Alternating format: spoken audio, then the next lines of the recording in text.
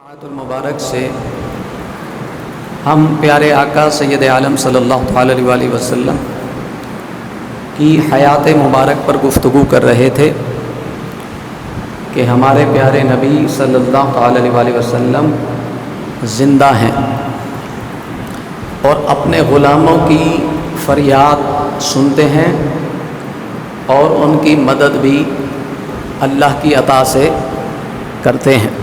تو اس پر 2-3 جمعوں سے گفتگو جاری تھی۔ ابھی ربیع الاول شریف میں آج کا جو ہمارا خطاب ہے وہ حضور علیہ السلام کے میلاد شریف کے حوالے سے ابتدا میں چند اعتراضات کے جوابات اور اس کے بعد حضور علیہ السلام کے نور ہونے پر ہماری گفتگو ہوگی۔ اہل سنت کا عقیدہ کیا ہے؟ حضور نور بھی ہیں اور بشر بھی ہیں۔ نور ایسے ہیں کہ کوئی نوری ان جیسا نہیں، سب سے اعلیٰ نور بھی ہیں اور سب سے اعلیٰ بشر بھی ہیں۔ نہ نورانیت میں کوئی نوری مخلوق ان جیسی ہے، نہ بشریت میں کوئی بشر ان جیسا ہے۔ رب ذوالجلال خالق ہے، اس سے پہلے کوئی خالق نہیں، وہ اکیلا ہے۔ اسی نے تمام کائنات، تمام مخلوق کو بنایا ہے۔ سب سے پہلی مخلوق جو اللہ تعالیٰ نے بنائی ہے وہ حضور علیہ السلام کا نور مبارک ہے۔ سب سے پہلے جو چیز وجود میں آئی ہے وہ حضور کا نور ہے۔ بولیں حضور کا نور ہونا ہے۔ قرآن مقدس میں رب ذوالجلال نے اسی بات کو بیان فرمایا۔ یہ ہر صحابی کا عقیدہ ہے کیونکہ قرآن میں بیان ہوا ہے۔ اس فتنے کے وقت میں بہت سارے لوگ فتنہ ڈالتے ہیں کہ حضور نور ہیں تو پھر بشر نہیں ہو سکتے، اور بشر ہیں تو پھر نور نہیں ہو سکتے۔ حالانکہ یہ عقیدہ تو قرآن مقدس میں موجود ہے، پھر احادیث مبارکہ میں، اور پھر صحابہ کرام سے، تابعین سے، اولیاء اللہ سے یہ بات ثابت ہے۔ ہر صحابی اور ہر اللہ کا ولی پیارے آقا کریم سید عالم صلی اللہ علیہ وآلہ وسلم کو نور مانتا ہے اور بشر بھی مانتا ہے۔ سب سے اعلیٰ نور اور سب سے اعلیٰ بشر۔ اس بات کو بیان کرنے کے لیے قرآن مقدس جیسے ترتیب ہوتی ہے کہ پہلا مسئلہ کہاں سے بیان کیا جائے گا؟ قرآن سے، پھر حدیث مصطفیٰ صلی اللہ علیہ وسلم سے، پھر صحابہ کے اقوال سے، پھر تابعین سے، پھر اولیاء اللہ سے۔ تو یہ طریقہ ہوتا ہے کہ اگر مسئلہ قرآن سے ثابت ہو جائے تو پھر آگے کی بات کی ضرورت ہی نہیں ہے۔ بعض چیزیں قرآن میں سمجھ نہیں آتی تو پھر اس کے لیے حدیث پاک کا سہارا لینا پڑتا ہے۔ تو آئیں دیکھتے ہیں کہ قرآن اس مسئلے کے بارے میں کیا کہتا ہے، حضور نور ہیں یا نہیں ہیں۔ جو دوسرے مکاتب ہیں وہ بشر تو مانتے ہیں، نورانیت مصطفیٰ صلی اللہ تعالی علیہ وسلم کا انکار کرتے ہیں۔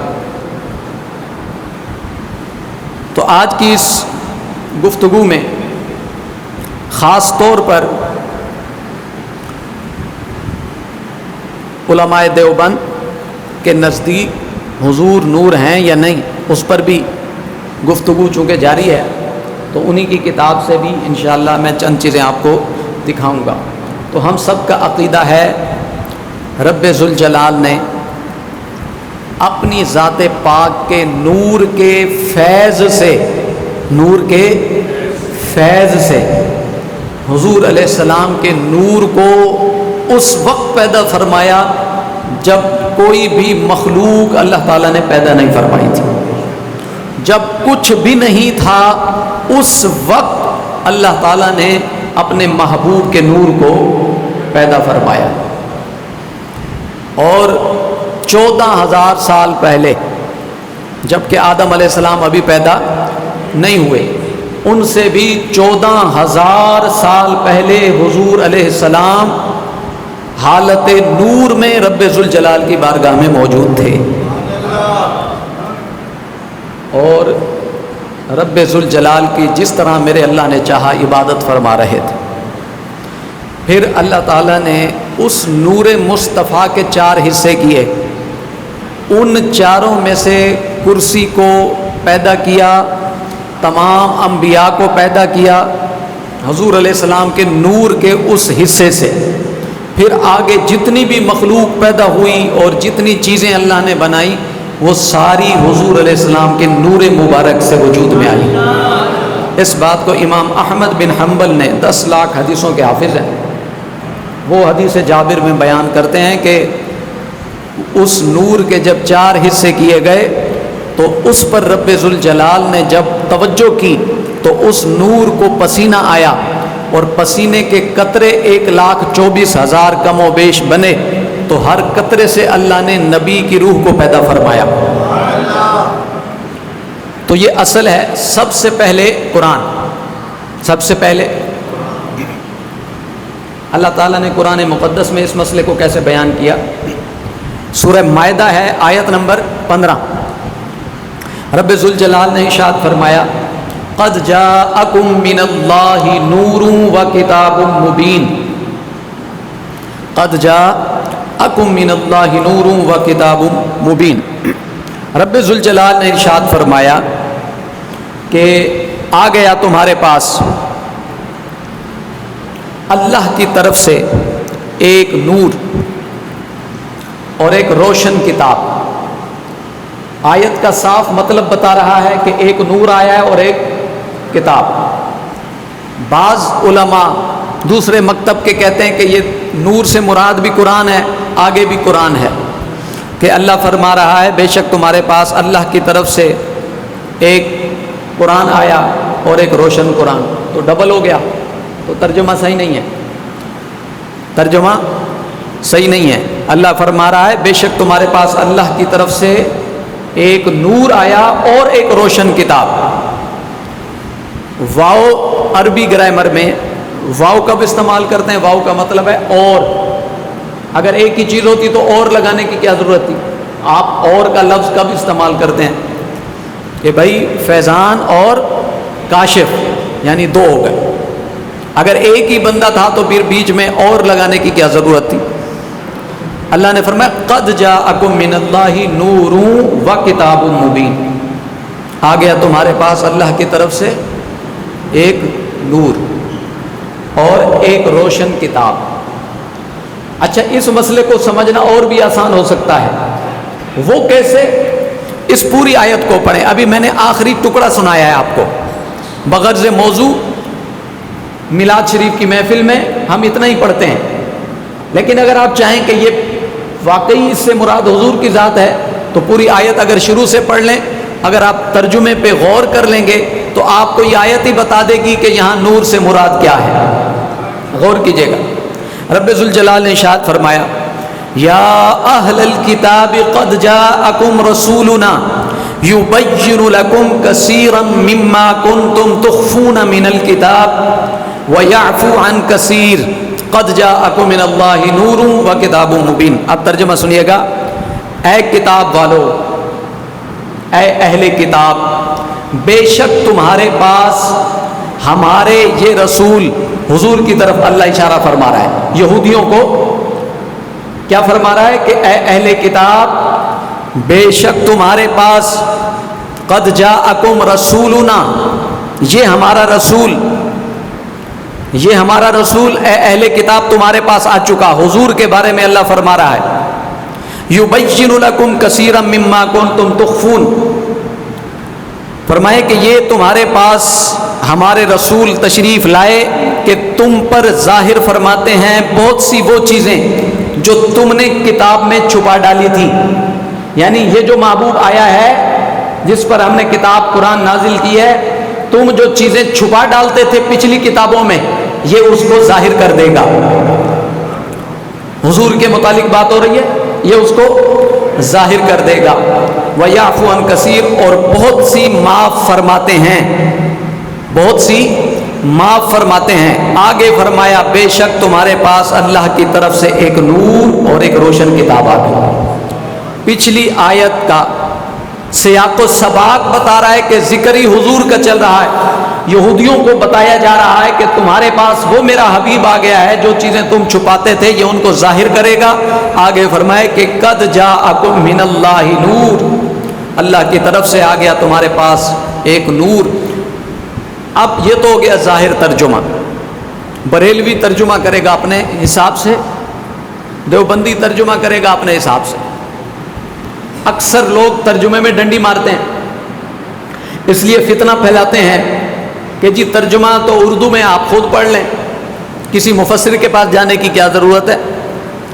تو تفسیر دیکھتے ہیں، سید المفسرین حضور کے چچا زاد بھائی حضرت عبداللہ ابن عباس رضی اللہ تعالی عنہ نے، ان کی تفسیر کتاب موجود ہے۔ پہلی جلد میں تفسیر ابن عباس، ان کے لیے حضور نے دعا کی تھی یا اللہ اسے قرآن کا فہم عطا فرما، قرآن کا فہم سمجھ عطا فرما۔ جس کے لیے حضور دعا فرما دیں اس کا فہم کیسا ہوگا، اس کا قرآن کا علم کیسا ہوگا۔ حضرت عبداللہ ابن عباس کہتے ہیں قد جاءکم من اللہ نور، یہاں نور سے مراد ذات مصطفیٰ ہے۔ نور سے مراد اللہ اپنے محبوب کو نور فرما رہا ہے۔ آ گیا تمہارے پاس، کہاں سے آیا؟ قد جاءکم من اللہ، کہاں سے آیا؟ اللہ کی طرف سے۔ کہاں سے آیا؟ حضور کہاں سے آئے ہیں؟ قد جاءکم من اللہ نور و کتاب مبین، اللہ کی طرف سے ایک نور آیا اور ایک کتاب روشن جو اس کو ہم نے دی ہے وہ لے کر آئے ہیں۔ تو حضرت عبداللہ ابن عباس رضی اللہ تعالیٰ عنہ فرماتے ہیں جو سب کچھ پڑھے ہی حضور سے ہیں، کہ یہاں نور سے مراد کون ہے؟ حضور کی ذات۔ نور سے مراد کون ہے؟ حضور کی ذات۔ اس کے علاوہ جتنے بھی مفسرین آپ اٹھاتے جائیں تمام اس بات پر متفق ہیں کہ یہاں نور سے مراد حضور علیہ السلام کی ذات ہے۔ اسی لیے جب بھی میلاد شریف آتا ہے نا تو ہم ایک شعر پڑھتے ہیں، وہ آپ میرے ساتھ مل کے پڑھیں تاکہ آپ کی سستی دور ہو جائے اور میری بھی۔ نور والا آیا ہے، نور لے کر آیا ہے،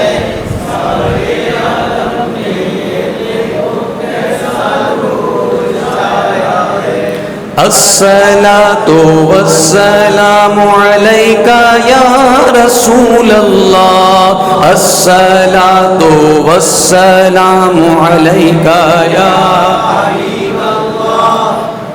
توجہ، یہ تو میں نے بات کر دی ان کی۔ یہ کتاب ہے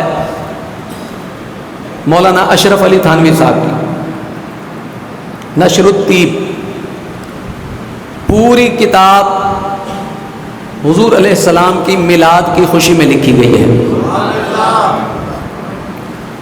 اور اس کا جو پہلا باب باندھا ہے نا، مولانا صاحب اس کتاب کے شروع میں لکھتے ہیں کہ میں نے یہ لکھی اس لیے ہے کہ جو اس کو پڑھے اس کے دل میں محبت رسول پیدا ہو جائے، اس لیے لکھی ہے۔ پہلا باب، پہلا باب کیا باندھا ہے انہوں نے؟ پہلا باب جو ذکر کیا، چیپٹر جو باندھا نا، اس کا ٹائٹل کیا رکھا؟ نور مصطفیٰ، حضور علیہ السلام کا نور ہونا۔ دلائل میرے پاس اپنی کتابوں سے تو بہت ہیں، بیان کرتے رہتے ہیں، لیکن مقصد کیا ہے کہ ان کی کتاب سے دکھانا جن کے اس وقت کے فتنہ پرور مولوی حضور کے نورانیت کا انکار کر رہے ہیں، تاکہ ان کو پتہ چلے ہمارے والد صاحب، ہمارے بزرگ، ہمارے پیر و مرشد کا عقیدہ کیا تھا اور اس وقت کے منافقین کا عقیدہ کیا ہے۔ اس وقت کے جو ملا ہیں وہ فتنے کا وقت ہے، یہ 15ویں صدی چل رہی ہے۔ حضور نے فرمایا تھا صبح کو لوگ ایمان والے ہوں گے، شام کو ان کا ایمان ختم ہو چکا ہوگا۔ توجہ ہے جناب کی؟ آپ فرماتے ہیں جی پہلی فصل نور محمدی کے بیان میں، یہ تھانوی صاحب لکھ رہے ہیں۔ مصنف عبد الرزاق سے انہوں نے یہ ایک روایت بیان کی ہے حضرت جابر بن عبداللہ رضی اللہ تعالی عنہ انصاری، آپ فرماتے ہیں کہ میں نے حضور کی خدمت میں عرض کی، یا رسول اللہ، رب ذوالجلال نے سب اشیاء سے پہلے کس چیز کو پیدا کیا؟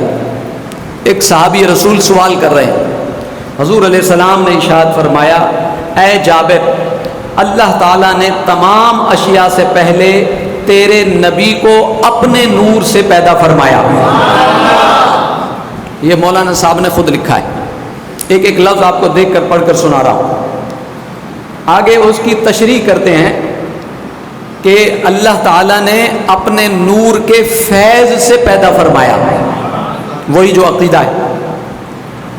اے جابر، تیرا سوال یہ ہے کہ سب سے پہلے کس چیز کو پیدا فرمایا؟ تو فرمایا تیرے نبی کے نور کو اپنے نور سے پیدا فرمایا۔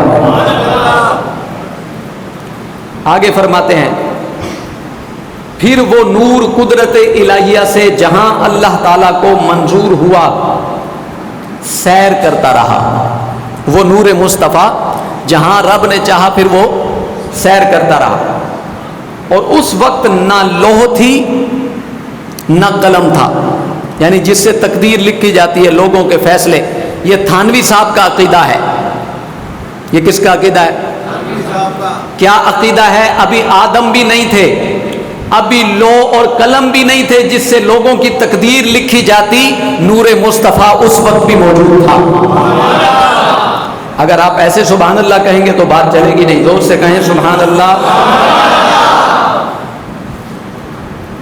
ابھی لوح بھی نہیں، قلم بھی نہیں، اور آگے کہتے ہیں نہ لوح تھی نہ قلم تھا، نہ بہشت تھی نہ دوزخ تھا، اور نہ فرشتہ تھا اور نہ آسمان تھا، اور نہ زمین تھی نہ سورج تھا، نہ چاند تھا نہ جن تھا نہ انسان تھا۔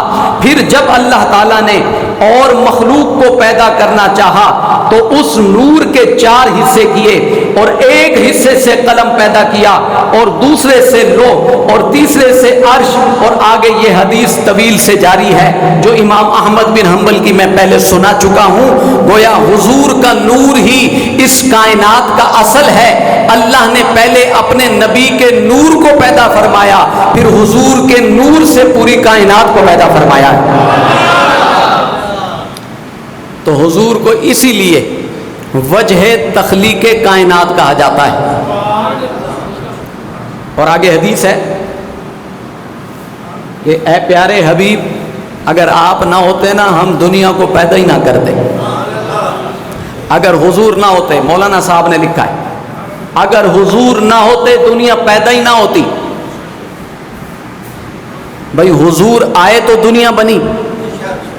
اب بھی اگر کوئی میلاد نہ کرے تو اس کو خود سوچنا چاہیے، جس کی وجہ سے تو دنیا میں آیا ہے اس کے میلاد میں تجھے کیا اعتراض ہو سکتا ہے؟ حالانکہ اعتراض کرنا اس لیے بھی نہیں چاہیے۔ یہ میرے پاس ہے کلیات امدادیہ، حاجی امداد اللہ مہاجر مکی، تمام دیوبندیت کے پیر و مرشد۔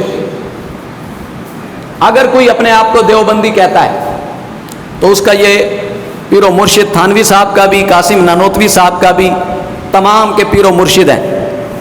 حاجی امداد اللہ مہاجر مکی، آپ کیا فرماتے ہیں؟ توجہ ہے؟ یہ 2 کتابیں آپ کو دکھا دوں تو اس کے بعد مسئلہ میرے لیے آسان ہو جائے گا، پھر میں آپ کو اپنا سناتا ہوں۔ آپ کہتے ہیں کہ میرا مسلک کیا ہے، اپنا مسلک بیان فرماتے ہیں۔ یہ کہتے ہیں پہلا یہ مسئلہ، آگے انہوں نے جو باب باندھا ہے، پہلا مسئلہ مولود شریف کا، حضور کے میلاد کا۔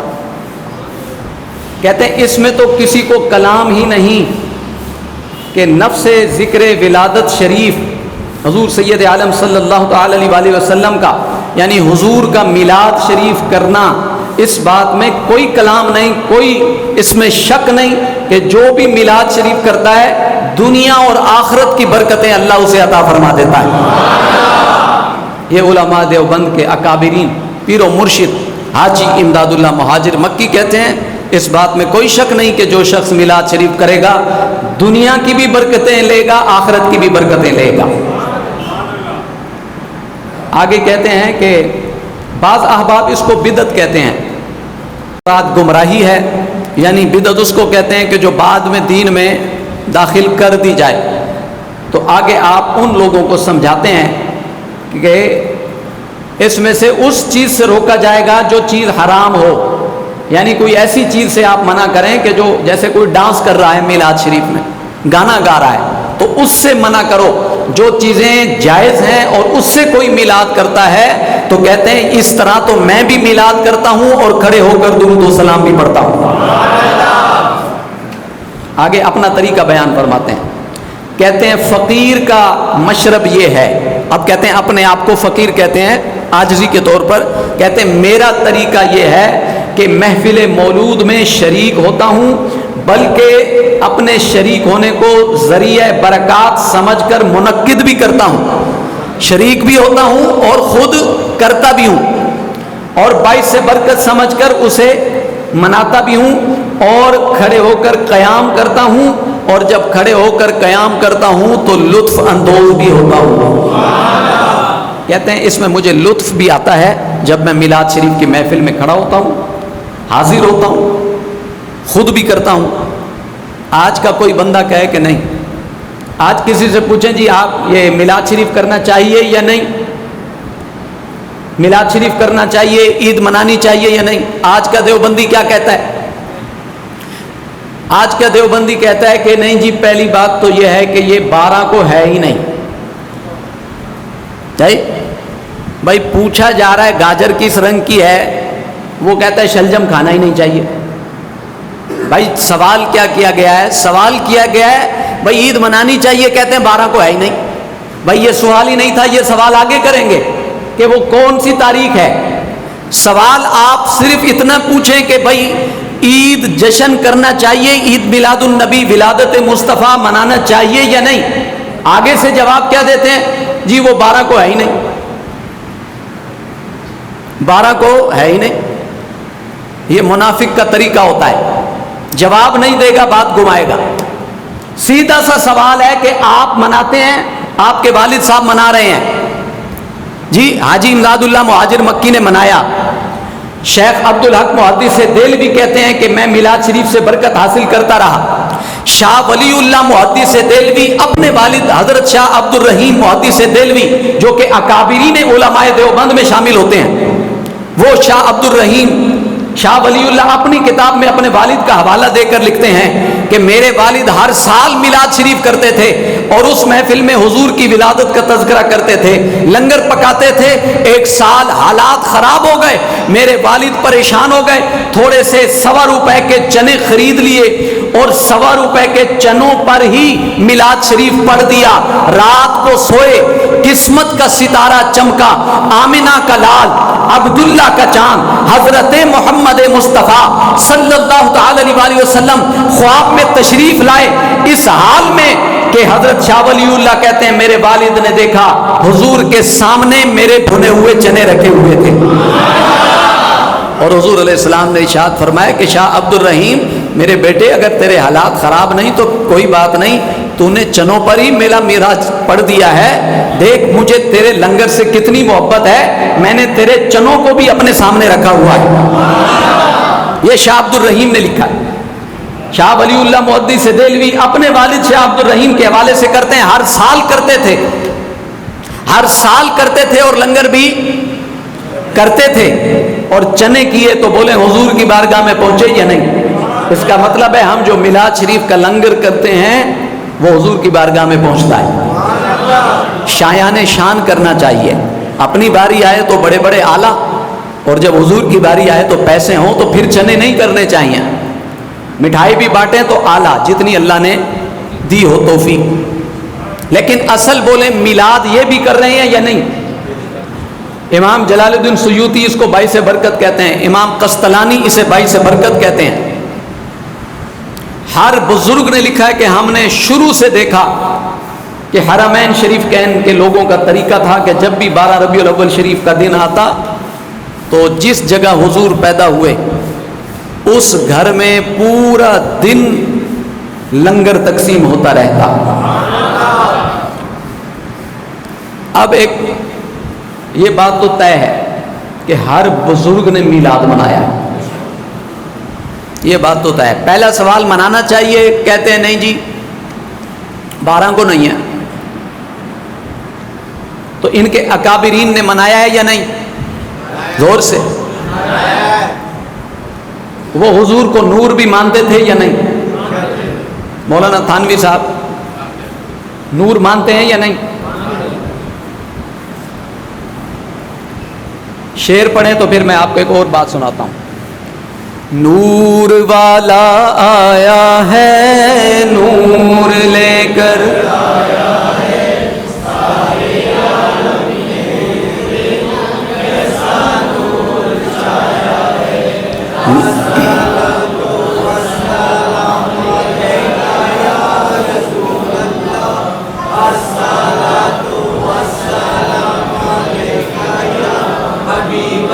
توجہ، یہ حدیث پاک سماعت فرمائیں جس کو امام زین العابدین نے روایت کیا اپنے والد محترم امام حسین رضی اللہ تعالیٰ عنہ سے، انہوں نے روایت کیا اپنے والد محترم حضرت مولا کائنات سیدنا علی المرتضیٰ کرم اللہ تعالی وجہ الکریم سے، انہوں نے روایت کیا حضور علیہ السلام سے۔ آگے حضور علیہ السلام نے کیا ارشاد فرمایا؟ حضور نے فرمایا کہ میں آدم علیہ السلام کے پیدا ہونے سے 14,000 برس پہلے اپنے پروردگار کے حضور میں ایک نور تھا۔ 14,000 سال پہلے آدم علیہ السلام سے سب سے پہلا بشر کون؟ حضرت آدم ہے نا، آپ سے پھر اولاد آدم کا آغاز ہوا، انسان پہلا انسان حضرت آدم، اور جو ان سے بھی پہلے ہو وہ نور مصطفیٰ ہے۔ یہ کون لکھ رہے ہیں؟ مولانا اشرف علی تھانوی صاحب۔ یہ کون لکھ رہے ہیں؟ حکیم الامت علماء دیوبند، ان کی پوری وہ جو جمعیت ہے اس کے حکیم الامت ہیں، ان کے امام ہیں۔ کیا ان کا عقیدہ کیا ہے؟ حضور کا نور آدم علیہ السلام سے بھی 14,000 سال پہلے تھا۔ یہ حدیث لکھی ہے انہوں نے، توجہ ہے جناب کی؟ ابھی کو جو لوگ آئے ہیں نا بڑے فتنہ پرور ہیں، بڑے فتنہ پرور ہیں، کہتے ہیں جی یہ میلاد شریف صحابہ نے کیا ہے، صحابہ نے کیا ہے۔ ہم نے کہا ہم یہ بھی دکھا دیں گے نا صحابہ نے کیا ہے، تم نے پھر بھی نہیں کرنا کیونکہ تم پر اللہ نے مہر لگا دی ہے۔ اگر کرنا ہوتا تو اپنے اکابرین سے ہی لے کر لیتے، جس کو کرنا ہوتا ہے وہ کر دیتا ہے، وہ مشورے نہیں کرتا۔ لیکن پھر بھی سنو، کتابیں میرے پاس بہت ہیں لیکن میں صرف اشرف علی تھانوی صاحب کی ہی آپ کو سنا رہا ہوں۔ بھائی میلاد کس کو کہتے ہیں؟ تلاوت، نعت خوانی، حضور کی تعریف بیان کرنا، کسی محفل میں کسی نعت خواں کو، کسی خطیب کو کہنا کہ ہمارے آقا کی شان سناؤ، باقی لوگ بیٹھ کے سنیں، اسی کو میلاد شریف کہتے ہیں، محفل میلاد اسی کو کہتے ہیں۔ یہ سنیں مولانا اشرف علی صاحب کیا لکھ رہے ہیں، یہ 7ویں روایت لائے ہیں حضور کے نور ہونے میں، اس میں مسئلہ دیکھیں کیسے حل کرتے ہیں۔ صحابہ کا بھی عقیدہ تھا کہ حضور بیٹھتے تھے، ایک صحابی نعت پڑھتا تھا، حضور بھی سنتے تھے، صحابہ بھی سنتے تھے۔ یہی روایت مولانا صاحب لائے ہیں، کیا کہتے ہیں؟ کہتے ہیں جب آپ غزوہ تبوک سے مدینہ طیبہ واپس تشریف لائے، حضور علیہ السلام غزوہ تبوک سے واپس تشریف لا رہے ہیں، تو حضرت عباس رضی اللہ تعالیٰ عنہ، میرے آقا کے چچا جان، حضرت عباس رضی اللہ تعالیٰ عنہ غزوہ تبوک سے جب حضور واپس آئے، میرے آقا کے چچا جان نے عرض کی یا رسول اللہ صلی اللہ تعالی علیہ وسلم، مجھ کو اجازت دیجئے کہ کچھ آپ کی شان بیان کروں۔ سمجھے ہوتے تو کہا ہوتا سبحان اللہ۔ یا رسول اللہ مجھے اجازت دیجئے میں آپ کی نعت پڑھوں، سمجھے ہوتے تو کہا ہوتا سبحان اللہ۔ جس طرح سننے کا حق ہے نا وہ آپ ادا کر نہیں رہے، حالانکہ میں آپ کو عقیدے، آپ کہیں گے کہ یہ مولوی کو کیا ہو گیا، اچھی خاصی اصلاح کر رہا تھا، یہ پتہ نہیں کس کے پیچھے پڑ گیا ہے، انہی کی کتابیں روزانہ لے کے آتا ہے، ایسا نہیں کرنا چاہیے، ایسا فرقہ واریت ہے، ایسا آ سکتا ہے نا ذہن میں، حالانکہ یہ فرقہ واریت نہیں ہے۔ میں تو نیت لے کے بیٹھتا ہوں کہ اللہ تعالیٰ کسی کو ہدایت عطا فرما دے. مجھے چوتھا جمعہ چل رہا ہے, میں نے کوئی گالی تو نہیں دی, کسی کے اکابر کی بے ادبی تو نہیں کی, اپنا مسلک بیان کر رہا ہوں. اور یہ صرف ہمارا نہیں تھا, یہ ان کا بھی تھا, لیکن اب والے بدل گئے. دیکھیں ہم تو ہیں پرامن.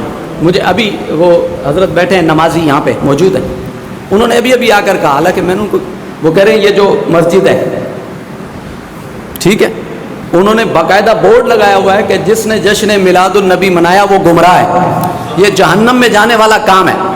میں نے تو ابھی باہر بورڈ بھی نہیں لگوایا ایسا کوئی, میں تو اپنی مسجد میں بیٹھ کر صرف حقائق آپ کو بیان کر رہا ہوں. تو اس میں کوئی بری بات تو نہیں ہے. اپنے لوگوں کا عقیدہ بچانا چاہیے یا نہیں؟ میں آپ کو آگے اعمال بھی بتاؤں گا جب تک میری زندگی ہے, جب تک اللہ نے یہاں چاہا. لیکن عقیدہ ہی خراب ہوگا تو آپ کی نمازیں بھی بیکار ہیں. عقیدہ ہے تو نمازیں قبول ہوں گی. بنیادی بات کیا ہے, یہ کیا بیان کر رہے ہیں اس کو سمجھیے. آگے میں دلائل دیتا ہوں میلاد شریف کے. بڑے فتنہ پرور لوگ موجود ہیں, یہ خاص طور پہ جو وہابی ہوتے ہیں نا, غیر مقلدین, انہوں نے تو ایسا شرک اور بدعت کی کوئی مشین توپ رکھی ہوئی ہے, کچھ بھی کر لو, قرآن شریف ہی کھانے کے سامنے پڑھ لو, کہتے ہیں بندہ گیا مشرک ہو گیا. یہ ایسے کوئی بتوں کی اولاد سے پیدا ہوئے ہیں کہ ان کے خناس سے ابھی تک وہ بت نکل ہی نہیں رہے. حالانکہ حضور نے بخاری میں قسم اٹھائی ہے کہ مجھے اپنی امت پر قطعاً بھی یہ خوف نہیں کہ یہ مشرک ہوں گے. حضور نے کہا ہے کہ جس نے میرا کلمہ پڑھ لیا اب مشرک نہیں ہوگا. حضور نے بخاری میں قسم اٹھائی ہے. یہ ایسے خناس ہیں, انہیں ابھی تک یہی شک ہے نہیں جی کہیں یہ شرک نہ کر دیں, کہیں نہیں یہ اللہ سے ملا نہ دے. بھائی میلاد اس کا ہوتا ہے جو پیدا ہوتا ہے. کیا اللہ بھی پیدا ہوتا ہے؟ بھائی اللہ بھی پیدا ہوتا ہے. قل هو اللہ احد اللہ الصمد لم یلد ولم یولد, یہ کیوں پڑھتے ہیں؟ نہ اس کو کسی نے پیدا کیا, نہ اس نے کسی کو پیدا کیا, اس کی کوئی اولاد نہیں, نہ وہ کسی کی اولاد ہے. لیکن ہم جس محبوب کا میلاد پڑھ رہے ہیں ہم لوگوں کو بتاتے ہیں, اور یہی تو شرک کا خاتمہ کرنے والا عمل ہے. ہم شرک کیسے کر سکتے ہیں؟ ہم تو خود بیان کرتے ہیں کہ ہمارا محبوب وہ ہے جو سیدہ آمنہ کی گود سے پیدا ہوا ہے. بھائی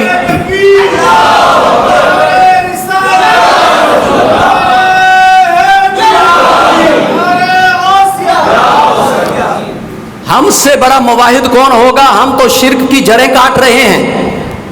مشرک تو وہ ہوگا نا جو میلاد نہیں کر رہا, وہ پتہ نہیں نبی کو کیا سمجھ رہا ہے. ہم تو میلاد منا کر بتاتے ہیں کہ ہم حضور کی ولادت کے قائل ہیں. ہمارے آقا پیدا ہوئے ہیں, پھر ان کی ولادت ہوئی ہے, پھر جوان ہوئے ہیں. یہ تو ہم خود بیان کر دیتے ہیں. مولانا صاحب آگے لکھتے ہیں, اور آپ جب پیدا ہوئے, اب یہ ولادت کا ذکر مولانا صاحب کر رہے ہیں یا نہیں؟ ایک سن لیجئے پھر وہ حضرت عباس کی روایت. آپ فرماتے ہیں اور جب آپ پیدا ہوئے تو زمین روشن ہو گئی. یہی اگر ہم بیان کر دیں تو ہم بدعتی ہو گئے, اور مولانا صاحب بیان کرتے ہیں تو یہ ٹھیک ہے. یہ کہتے ہیں حضور پیدا ہوئے پوری زمین روشن ہو گئی. آگے کیا کہتے ہیں؟ اور آپ کے نور سے آفاق منور ہو گئے. یہ تو کہہ رہے ہیں سورج اور چاند کو بھی نور ملا ہے تو مصطفیٰ کے نور سے ملا ہے. ابھی تو ہم کہتے ہیں نور والا آیا ہے, نور لے کر آیا ہے سارے عالم یہ تو کیسا نور چھایا ہے. الصلاۃ والسلام علیکہ یا رسول اللہ. جزاک اللہ. سنیے, کہتے ہیں جی میلاد شریف کی ایسی محفل جو تم کرتے ہو وہ دکھاؤ. ہم نے کہا اپنی کتاب میں ہی دیکھ لیتے. سنو, حضرت عباس رضی اللہ تعالیٰ عنہ, حضور کے چچا, غزوہ تبوک سے حضور واپس ہوئے. حضور کے چچا نے عرض کی جنگ سے آئے ہیں, فتح یاب ہو کر آئے ہیں, صحابہ زخمی بیٹھے ہیں, ابھی کوئی اپنے گھر گیا کوئی نہیں گیا. جنگ سے آپ کو پتہ ہے واپسی پر کیسے حالات ہوتے ہیں. उन हालात में सहाबी रसूल और फिर हुजूर के प्यारे चचा जान हजरत अब्बास अर्ज करते हैं, या रसूल अल्लाह अभी अभी जंग से वापस लौटे हैं, अगर इजाजत दें तो आपकी नात हो जाए। आका जंग से आए हैं, इजाजत दीजिए आपकी नात हो जाए। आका आपकी नात पढ़ने का दिल चाह रहा है। इसमें नहीं लिखा कि मेरे आका ने फरमाया कि मेरे चचा जाओ रब की हम्दो सना करो, रब का शुक्र अदा करो, जाओ नफिल पढ़ो, कुरान की तिलावत करो, उसने फतह अता फरमाई है। मेरी नात क्यों पढ़ते हो, मेरी बात क्यों करते हो, मेरी जात की बात बीच में क्यों ले आए? जाओ तुम्हें रब ने फतह अता की है। बल्कि मेरे आका करीम अलैहिस्सलाम ने जब अपने चचा के मुंह से ये लफ्ज सुने, या रसूल अल्लाह इजाजत दीजिए आपकी नात पढ़ना चाहता हूं, मेरे आका करीम अलैहिस्सलाम ने इरशाद फरमाया कि फरमाया ऐ मेरे चचा मेरी नात पढ़ो, अल्लाह तेरे मुंह को सलामत रखे। फरमाया चचा अल्लाह तेरे मुंह को सलामत रखे, ऐ मेरे चचा अल्लाह तेरे मुंह को सलामत रखे, तू मेरी नात पढ़ रहा है, इसका मतलब है जो हुजूर की तारीफ करे मेरे आका कहते हैं अल्लाह उसका मुंह सलामत रखता है। ये मौलाना अशरफ अली थानवी साहब की किताब नशरुत्तीब से पढ़ रहा हूं। अगर दिल बंद ना होना तो यहां से भी नाते मुस्तफा निकल सकती है, और अगर दिल बंद हो जाए तो कुरान से भी नजर नहीं आता। बहुत सारी बातें कर सकता हूं, लेकिन अकीदा के लिए अब वो नात के चंद अशार का तर्जुमा ना सुना दूं जो हजरत अब्बास ने फिर पढ़े। सुनिए, कहते हैं पहले शेर का तर्जुमा है, जमीन पर अब हुजूर को सामने बिठाकर महबूब भी बैठे होंगे, सहाबा भी बैठे होंगे, कैसा मंजर होगा। हुजूर के सामने हुजूर की तारीफ। भाई हम तो जब पढ़ते हैं तो ये नजरिया है, अकीदा बनाते हैं कि हुजूर रूहानी तौर पर तवज्जो फरमाते हैं, सुनते हैं, और जब करम फरमाना चाहें अल्लाह की अता से महफिल में तशरीफ भी ले आते हैं। ये भी मैंने मौलाना अशरफ अली थानवी साहब से आपको पिछले जुमे भी अर्ज कर दिया था कि इनके दादा जान भी कब्र से आए थे या नहीं आए थे, और भी बहुत सारे मैंने वाकयात, हुजूर की तो बात ही छोड़े ना, तो जब उम्मती आ सकता है तो नबी नहीं आ सकता, वो मैंने बयान कर दिया था। अब चचा क्या बयान कर रहे हैं, चचा का अकीदा भी सुनिए। कहते हैं या रसूल अल्लाह जमीन पर आने से पहले आप जन्नत के साया में साया खुशहाल में थे। जमीन पे आने से पहले कहाँ थे भाई? माँ के पेट से तो पैदा हुए, लेकिन वो तो जमीन पर ही थी। हुजूर के चचा कहते हैं आका ये तो आप पैदा हुए हैं, लेकिन आदम से भी पहले आप जन्नत में थे। और आगे फरमाते हैं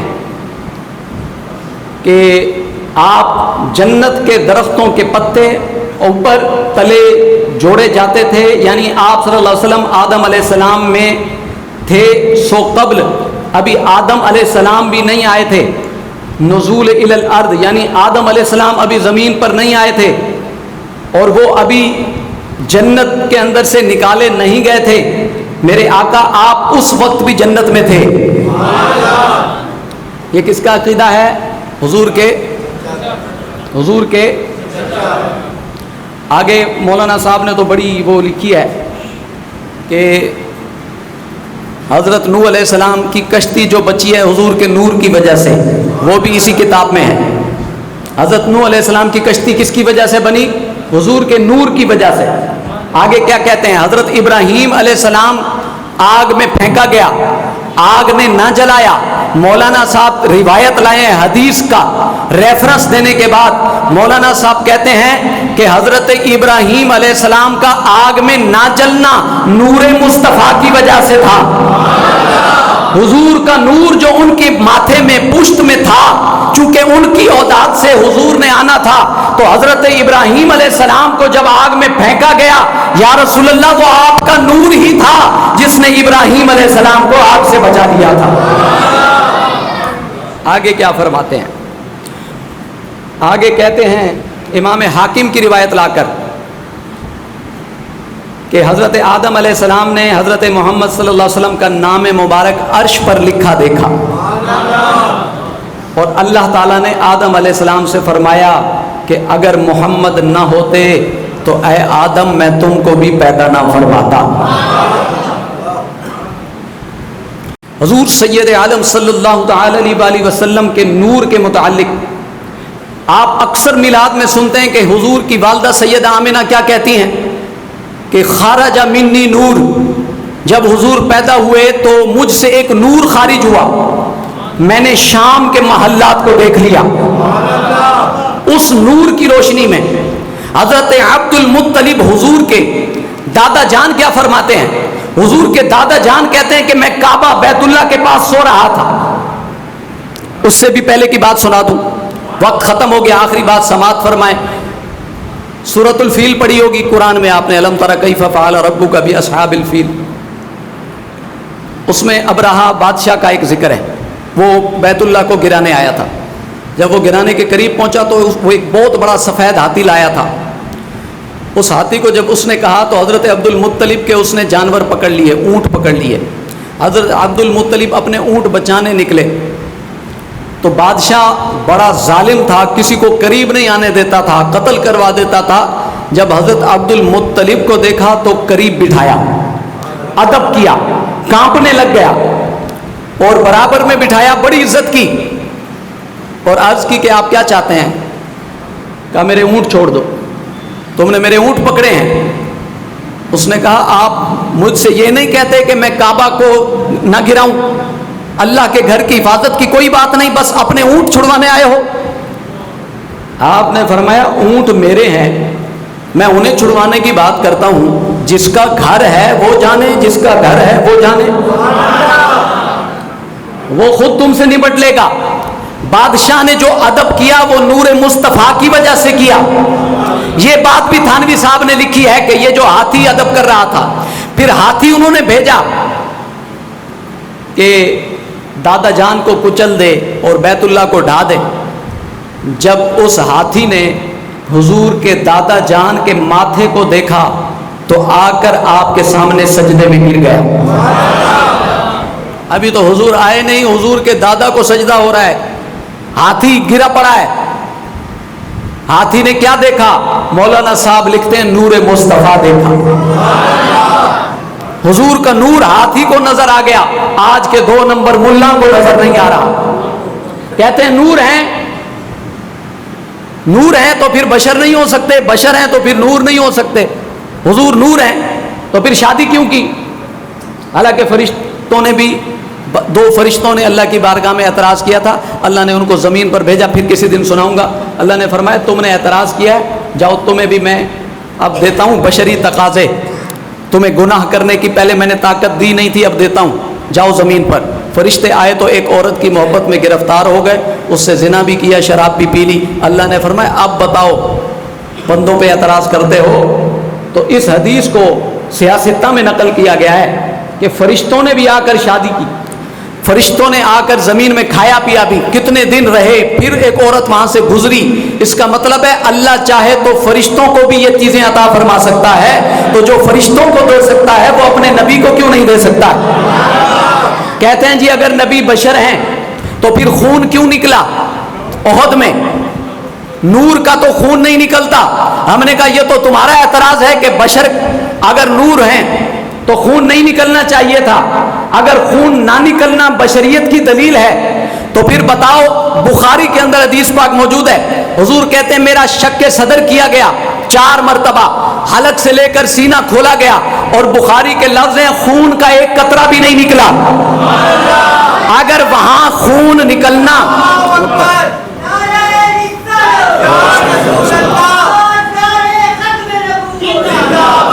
یاد رکھیں، زندہ باد زندہ باد، اگر وہاں خون نکلنا احد میں بشریت کی دلیل ہے تو پھر پورا سینہ کھل گیا، دل باہر آ گیا، اور خون کا ایک قطرہ نہ نکلنا نورانیت کی دلیل ہے۔ اور حضور تو ایسے نور ہیں، ابھی کچھ بھی نہ تھا، میرے آقا کا نور تھا، ابھی دن بھی نہیں بنے تھے، میرے آقا کا نور تھا، ابھی مہینہ بھی نہیں تھا، نور مصطفیٰ تھا، ابھی ہفتے بھی نہیں تھے، نور مصطفیٰ تھا، ابھی سورج بھی نہ تھا، نور مصطفیٰ تھا، ابھی چاند بھی نہ تھا، نور مصطفیٰ تھا، ابھی سمندر بھی نہ تھے، نور مصطفیٰ تھا، ابھی بھی نہ تھے، نور مصطفیٰ تھا، ابھی لو بھی نہ تھی، ابھی کرسی بھی نہ تھی، نور مصطفیٰ تھا، ابھی جنت بھی نہیں بنی، نور مصطفیٰ تھا، دوزخ نہیں بنی، نور مصطفیٰ تھا، ابھی کوئی ایام نہیں بنے، نور مصطفیٰ نہ بنا، مولوی کی لغت نہیں بنی، نور مصطفیٰ اس وقت بھی تھا، جنت کے پتے پتے سے پہلے نور مصطفیٰ اس وقت بھی گردش کر رہا تھا۔ حضور علیہ السلام کی یہ روایت حضرت ابو ہریرہ رضی اللہ تعالیٰ عنہ سے مروی ہے، آپ نے جبریل سے پوچھا، جبریل تیری عمر کتنی ہے؟ عرض کی یا رسول اللہ مجھے عمر کا نہیں پتا، چوتھے حجاب پر ایک ستارہ دیکھتا تھا، 70,000 مرتبہ اس کو میں نے دیکھا، 70,000 سال تک نظر آتا تھا، 70,000 سال تک نظر نہیں آتا تھا، میں نے 72,000 مرتبہ اسے دیکھا ہے۔ حضور نے کیا ارشاد فرمایا؟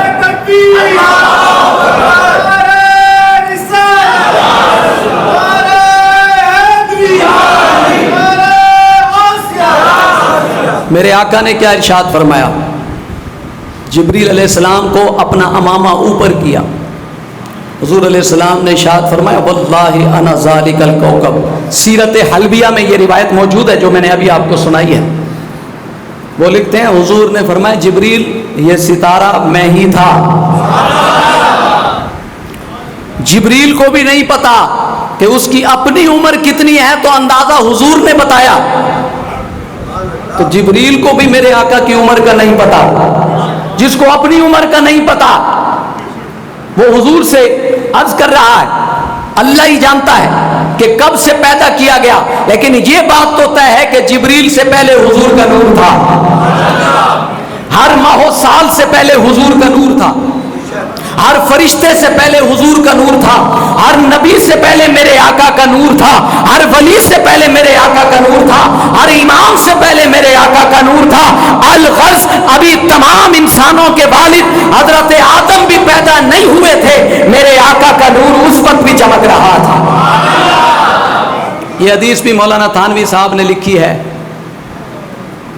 کہ حضور علیہ السلام نے فرمایا کہ ابھی آدم علیہ السلام کنت نبیًا، ابھی آدم علیہ السلام کنت نبیًا، آدم علیہ السلام ابھی پانی اور مٹی کے درمیان تھے، کنت نبیًا وآدم بین الماء والطین، کنت نبیًا وآدم بین الروح والجسد، ابھی پانی اور مٹی کے درمیان منزلیں طے کر رہے تھے۔ حضور نے فرمایا میں اس وقت بھی تاج نبوت پہن چکا تھا۔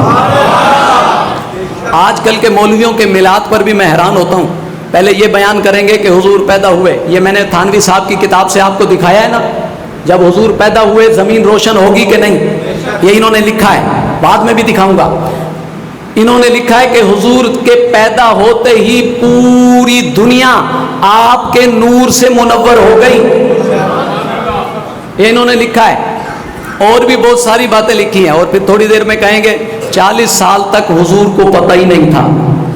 یہاں اتنا بیان ہو رہا ہے کہ حضور 14,000 سال پہلے آدم سے بھی پہلے نبی تھے، کنت نبیًا، میں اس وقت بھی نبی تھا۔ آج کا ملا کہتا ہے 40 سال تک تو پتہ ہی نہیں تھا۔ اگر عیسیٰ علیہ السلام پیدا ہوتے ہی نبی ہو سکتے ہیں تو امام الانبیاء کی شان کا عالم کیا ہوگا۔ آئندہ جمعۃ المبارک کو چند مزید دلائل پیش کیے جائیں گے۔ میلاد شریف ایمان والا مناتا ہے، کون مناتا ہے؟ کافر بھی میلاد منائے گا کبھی؟ جی یہ کہتے ہیں جی اگر یہ اتنا اچھا عمل تھا تو یہ دوسرے مولوی کیوں نہیں مناتے، ان کی بھی داڑیاں ہیں، امامے ہیں۔ میں نے کہا منافق بھی حضور کے پیچھے نماز پڑھتے تھے، داڑیاں بھی تھی، سب کچھ تھا، دل کالا تھا، ان کے دل کالے ہیں، منبر پہ بیٹھ کے حضور کے خلاف بات کرتے ہیں، منافق ہیں۔ اگر خالی اس کو نشر الطیب کو ہی پڑھ لیتے مولانا تھانوی کو، سارا عقیدہ سیدھا ہو جاتا۔ حافظ ابن کثیر البدایہ والنہایہ دوسری جلد میں لکھتا ہے، تمام علماء دیوبند اور وہابیہ کے نزدیک حافظ ابن کثیر کی البدایہ والنہایہ معتبر کتاب ہے تفسیر کی، اس میں لکھتا ہے کہ شیطان 4 جگہ بڑا رویا ہے، چیخا ہے، چلایا ہے، 4 موقع پر۔ اب ان موقعوں پر غور کرنا اور پھر میں دیکھتا ہوں آپ کیسے سنتے ہیں۔ پہلا موقع جب اللہ نے اس کو کہا سجدہ کر اور اس نے انکار کیا، اللہ نے لعنتی قرار دیا۔ شیطان بہت رویا، چیخا چلایا۔ دوسرا موقع جب اللہ نے فرمایا جنت سے نکل جا، شیطان بہت رویا، چیخا چلایا۔ تیسرا موقع جب میرے آقا پیدا ہوئے، جب میرے آقا کا میلاد ہوا، جب ولادت مصطفیٰ ہوئی، شیطان نے چیخنا اور چلانا شروع کر دیا۔ جانوروں نے کہا کہ بھائی ہم خوش ہو رہے ہیں، تو کیوں ناراض ہوتا ہے اتنے عظیم دن پر کہ جب رب ذوالجلال نے پہلے جتنے نبی آئے تھے وہ صرف اپنی امت اور انسانوں کے لیے آئے تھے، اب جو نبی ہے عالمین کے لیے رحمت بن کر آیا ہے، اے بدبخت تو کیوں روتا ہے؟ اس نے کہا بھائی یہ عالمین کے لیے رحمت بن کر آیا ہے، پر میرا تو دشمن ہوا نا کہ میں پوری زندگی جس کو گناہوں میں لگاؤں گا یہ اس کا نام لیں گے، اللہ اس کے صدقے معاف کر دے گا۔ میرا دشمن آیا ہے لہذا میں چیخوں گا، چلاؤں گا، لہذا شیطان اس دن سے رو رہا ہے، اس دن سے رو رہا ہے۔ آپ کہیں گے تو ہمیں تو نظر نہیں آیا۔ میں نے کہا ہر اس بندے کو دیکھ لو جو میلاد پر اعتراض کر رہا ہو۔ آپ کو شیطان دیکھنا ہے تو میں نشانیاں بتا رہا ہوں۔ جو کہے کہ میلاد کہیں نہیں لکھا وہ شیطان کی اسی اولاد میں سے آ رہا ہے۔ جو کہنا کہ جی مجھے خوشی نہیں ہے، اس دن خوشی کی کیا بات ہے، عیدیں تو صرف 2 ہیں، دلائل اس پر بہت ہے، پر میں اس کی روشنی میں بات کر رہا ہوں۔ شیطان رویا یا نہیں؟ جو رویا اور جو میلاد کے مہینہ آتے ہی جس کو مرچی لگنے شروع ہو جائیں، محسن شاہ صاحب نے باہر لگائی ہیں، اب کسی کو لگے تو لگتی رہیں اور لگنی چاہیے۔ مرچی تو اسی کو کہتے ہیں جو لگے، اور جو مرچی نہ لگے وہ مرچی تو بیکار ہے جی۔ بھائی مرچی وہ ہو جو ملیر والی ہو، کھائے تو بندہ پتہ لگے، اور مرچی اسے لگے گی جو شیطان کی اس ذریت سے ہوگا، کیونکہ جب بھی حضور کی ولادت ہو رونا اور چیخنا چلانا شیطان کا طریقہ ہے۔ بولیں کس کا طریقہ ہے؟ جو مولوی ممبر پر بیٹھ کر بھی ڈھونڈ رہا ہو نا کہ 12 کو ہے یا 9 کو ہے، یا اس کو کہو کہ اس کو چھوڑ دے، ہمیں تیرا پتہ چل گیا تیرا تعلق کہاں سے ہے، تیرا بہانے بنانا بتا رہا ہے۔ کیونکہ دیکھیں شیطان کو تو اللہ نے طاقت دی ہے، چھپ سکتا ہے، یہ آج کا مولوی چھپ نہیں سکتا، اس لیے بہانے بناتا ہے، ڈائریکٹ چیختا بھی نہیں ہے، چھپ کے بہانے بناتا ہے۔ نہیں جی ایسا ہوتا تو ایسے کر لیتے، اگر 12 کو ہوتا تو پھر وہاں نہ لکھا ہوتا، اگر ہوتا تو حضور بھی کر لیتے، صحابہ نے ایسا کر لیا ہوتا۔ آپ کچھ بھی نہ کہیں، آپ کہیں میں سمجھ گیا ہوں تیرا تعلق کہاں سے ہے۔ حضور کی آمد پر کون رویا تھا؟ نثار تیری چہل پہل پر ہزاروں عیدیں ربیع الاول، سوائے ابلیس کے جہاں میں سبھی تو ایک شیطان ہے، اور پھر چیلے بہت سارے ہیں اس کے، ایک شیطان ہے، اس کے چیلے اس نے جو نکات، کیونکہ بہت بڑا عالم بھی تھا نا، اعتراض کرنا جانتا تھا، تو اس نے اعتراض لگا دیا۔ تو جب بھی ربیع الاول آئے گا شیطان کو تکلیف ہوتی ہے، تو بولیں تکلیف دینی چاہیے یا نہیں؟ شیطان اللہ کا دشمن ہے یا نہیں؟ اور آپ اللہ کے بندے ہیں یا نہیں؟ آپ کو اللہ نے اسی لیے پیدا کیا ہے نا شیطان کو تکلیف دیں۔ کس لیے پیدا کیا ہے؟ شیطان کو تو دیں گے یا نہیں دیں گے؟ شیطان کو تکلیف کب ہوگی؟ جب آپ حضور کی ولادت کا جشن منائیں گے، خوشی کا اظہار کریں گے، مٹھائیاں بانٹیں گے، لائٹنگ لگائیں گے، جو طریقہ شریعت کے اندر جائز ہو ہر اس طریقے سے جب آپ میلاد منائیں گے شیطان کو تکلیف ہوگی اور آپ کو ثواب ہوگا۔ شیطان کو ناراض کرنے کا، شیطان پر لعنت بھیجنے سے، شیطان کو تکلیف پہنچانے سے اللہ خوش ہوتا ہے۔ آخری بات، چوتھا کہا جب سورہ فاتحہ نازل ہوئی تو شیطان رویا۔